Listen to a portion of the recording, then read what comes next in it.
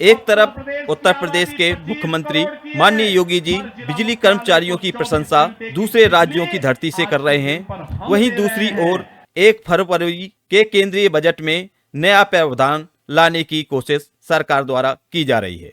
1 फरवरी को केंद्रीय बजट सरकार के द्वारा पेश किया जाना है। इस केंद्रीय बजट में बिजली विभाग एवं अन्य विभाग को निजी हाथों में सौंपने के लिए नए प्रावधान की व्यवस्था करने की सूचना मिल रही है।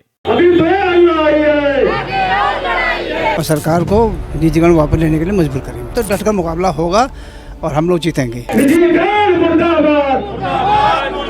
होली और दिवाली के दिनों में ना 100 रुपए यूनिट हो जाएगी। बिजली का एक भी ट्रिपिंग नहीं होने देगा। 56,000 रुपए किराया हो गया कल प्रयागराज से लखनऊ का। साथियों नमस्कार, आप देख रहे हैं स्टॉक प्रॉफिट इंडिया। चैनल में पहली बार आए हैं तो सब्सक्राइब जरूर करें।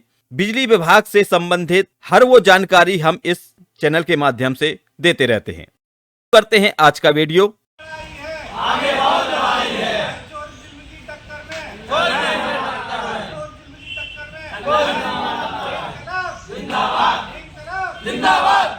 सूत्रों के अनुसार जानकारी मिली है कि 1 फरवरी के केंद्रीय बजट में रिफॉर्म फ्रेमवर्क का प्रावधान सरकार लेके आ सकती है। प्रावधान के तहत सरकारी नीतियों के पुनरावलोकन के जरिए परियोजनाओं को सुगम बनाने की योजना है ताकि निवेशकों को आकर्षित किया जा सके, सार्वजनिक निजी भागीदारी को मजबूत किया जा सके। तो ये बहुत बड़ी खबर है निजीकरण को लेके। जिस प्रकार राज्य सरकार निजीकरण से बचती हुई नजर आ रही है, वहीं दूसरी तरफ केंद्र सरकार लगातार निजीकरण पर प्रेशर बनाते हुए दिखाई दे रही है। जानकारी मिली है कि जिस प्रकार टेलीकॉम, पोर्ट्स, एयरपोर्ट्स में निजी हाथों में सौंपने का फैसला सफल रहा है, उसी प्रकार बिजली विभाग को भी निजी हाथों में सौंपने की तैयारी की जा सकती है। 1 फरवरी का दिन बहुत महत्वपूर्ण दिन होने वाला है निजीकरण को लेके, क्योंकि 1 फरवरी को चंडीगढ़ के बिजली विभाग को हैंड ओवर किए जाने का सूचना मिली है। 1 फरवरी को चंडीगढ़ यदि निजी हाथों में जाता है तो ये उत्तर प्रदेश में बिजली विभाग के निजीकरण का विरोध कर रहे कर्मचारियों और राज्य सरकार के बीच एक घमासान का कारण बन सकता है। ये घमासान बहुत बड़ा हो सकता है। वापस लो, वापस लो। रहम करो, रहम करो। रहम करो, रहम करो। रहम करो, रहम करो। वहीं दूसरी ओर संयुक्त संघर्ष समिति लगातार निजीकरण का विरोध करती दिखाई दे रही है।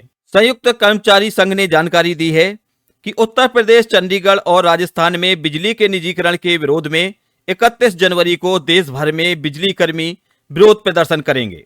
आज उत्तर प्रदेश के सभी जनपदों, परियोजनाओं पर बिजली कर्मचारियों ने विरोध प्रदर्शन किया और मोमबत्ती जुलूस निकाला।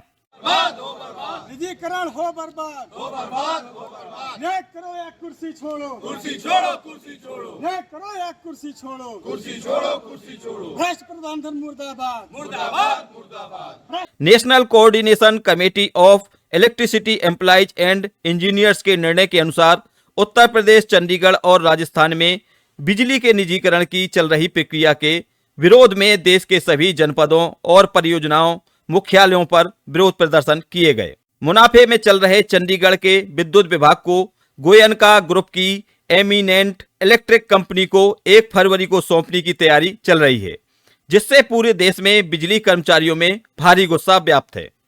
ध्यान रहे कि उत्तर प्रदेश के पूर्वांचल विद्युत वितरण निगम, दक्षिणांचल विद्युत वितरण निगम को घाटे के नाम पर बेचने की जो प्रक्रिया चल रही है, वहीं दूसरी ओर मुनाफे में चल रहे चंडीगढ़ के बिजली विभाग को 22,000 करोड़ रुपए की संपत्ति को मात्र 871 करोड़ रुपए में बेचा गया है। यदि ये निजीकरण निजी हाथों में सौंपा जाता है तो 1 फरवरी को घमासान होना तय है। यह जानकारी दी है संयुक्त संघर्ष समिति ने। साथ में संयुक्त संघर्ष समिति ने प्रयागराज में हुई दुर्भाग्यपूर्ण घटना को देखते हुए बसंत पंचमी के दिन यानी 2 फरवरी तक प्रयागराज में कोई आंदोलन न करने का निर्णय लिया है।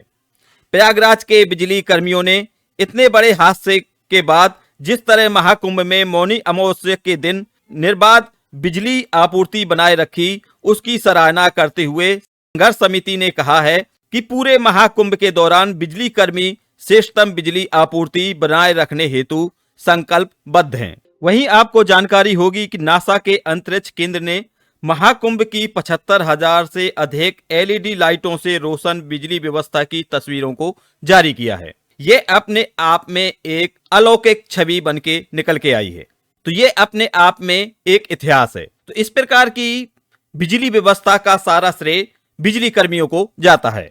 1 फरवरी का दिन यूपी बिजली विभाग के लिए बहुत बड़ा दिन होने वाला है। आइए सुनते हैं संयुक्त संघर्ष समिति के तत्वाधान में चल रहे निजीकरण के विरोध में कर्मचारी नेताओं ने क्या कहा। आप में से कुछ लोग पतंग उड़ाते थे या उड़ाते हैं? उड़ाते हैं ना? तो पतंग के हाल तो आप जानते हैं। उसी पर एक शायर ने 2 लाइन कही है, इसको जरा अपने साथ बांध लीजिए। जब तक है डोर हाथ में, जब तक है डोर हाथ में, तब तक का खेल है। देखी तो होगी तुमने पतंगे कटी हुई। दोस्तों, जिस दिन पतंग कट जाती है, जिस समय पतंग कट जाती है, तो आदमी निहत्था हो जाता है और बैठ जाता है। उसी तरीके से मैं आपसे कहना चाहता हूं कि इस पतंग को लूटने के लिए बड़ी बड़ी छत बना करके लोगों ने रखी हुई है। इस देश के पूंजीपतियों ने अपनी बड़ी छत को बना करके रखा हुआ है कि बिजली विभाग की यदि पतंग कटेगी तो हमारी छत पे गिरेगी, किसी और की छत पे नहीं गिर सकती। इसलिए आपसे अनुरोध है कि अपनी इस पतंग को दोस्तों कभी कटने मत देना, कटने मत देना और कटने मत देना। वर्ष 1987 से प्राइवेटाइजेशन की बयार बह रही है।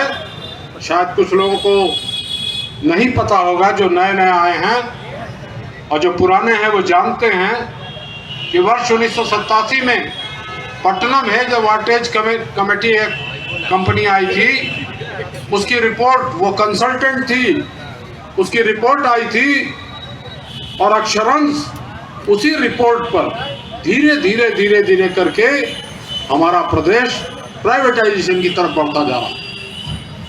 और उसमें कहा था उसने कि चूंकि बिजली राज्य सरकार के अधीन है, इसमें नेताओं का पूरी तरीके से हस्तक्षेप है, बात बात पर हस्तक्षेप है, इसलिए इसे प्राइवेटाइज कर देना चाहिए।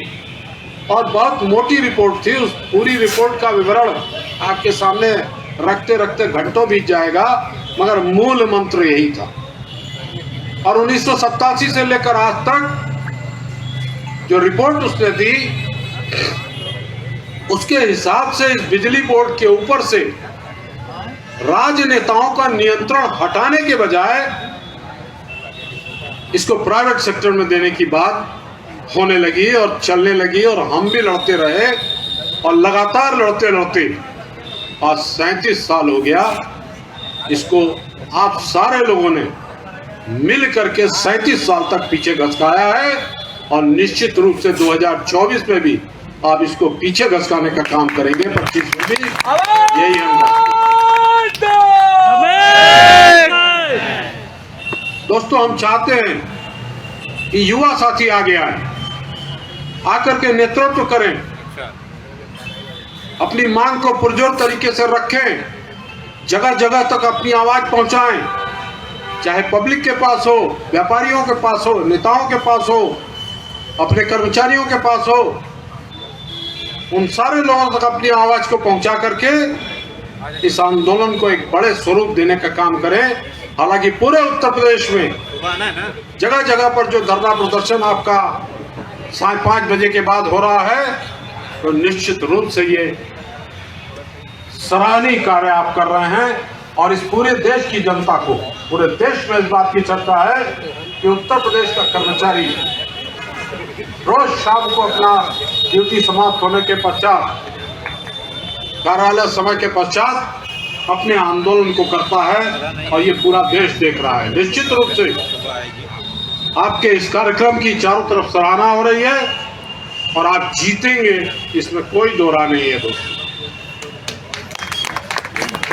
अंत में मैं आप सारे लोगों को इस बात के लिए धन्यवाद देते हुए, बधाई देते हुए कि आप दूर दूर से आकर के इस सभा में उपस्थित हो रहे हैं, और निजीकरण के खिलाफ अपनी लड़ाई को पुरजोर तरीके से लड़ रहा है और उसी तरीके से अपनी ड्यूटी को भी अंजाम दे रहे हैं। यही एक सराहनीय कार्य है दोस्तों। आगे भी इस कार्य को चालू रखिएगा। नए नए युवाओं से मैं पुनः अनुरोध करना चाहता हूं कि आप आवें, नेतृत्व करें, लोगों को इकट्ठा करें और इस आंदोलन को एक सही। तो हमारा आप सभी से यही अनुरोध है कि निजीकरण का विरोध आप जिस प्रकार से कर सकते हैं जरूर करें। साथ में विरोध करने वाले संगठन को अपना सपोर्ट जरूर दें और हो सके तो इस विरोध में सम्मिलित भी जरूर हों। तो निजीकरण के दुष्प्रभाव को आप इस प्रकार समझ सकते हैं कि महाकुंभ के आयोजन को देखकर जिस प्रकार से लखनऊ से और प्रयागराज के बीच चलने वाली फ्लाइट्स के किराए में वृद्धि हुई है, जिसका किराया आमतौर पे 2400 से 2700 रुपए हुआ करता था, वो आज के समय पे 50,000 से 60,000 रुपए के बीच में है। तो इस प्रकार की वृद्धि आपको निजीकरण के बाद देखने को जरूर मिलेगी। हमारा आप सभी से अनुरोध है कि आप भी निजीकरण के विरोध का हिस्सा बनिए और पब्लिक सेक्टर की जो संपत्तियों को कौड़ी के भाव बेचा जा रहा है उसका विरोध करिए। तो हमारा इस वीडियो के माध्यम से आम जनता जनार्दन से यह अपील है कि निजीकरण किसी भी दशा में आम जनता के पक्ष में नहीं है। इससे आम जनता को नुकसान के अलावा और कुछ नहीं मिल सकता है। तो मिलते हैं नेक्स्ट वीडियो में न्यू इन्फॉर्मेशन के साथ। तब तक आप चैनल को सब्सक्राइब करें, इस वीडियो को ज्यादा से ज्यादा शेयर करें। Bye bye, take care.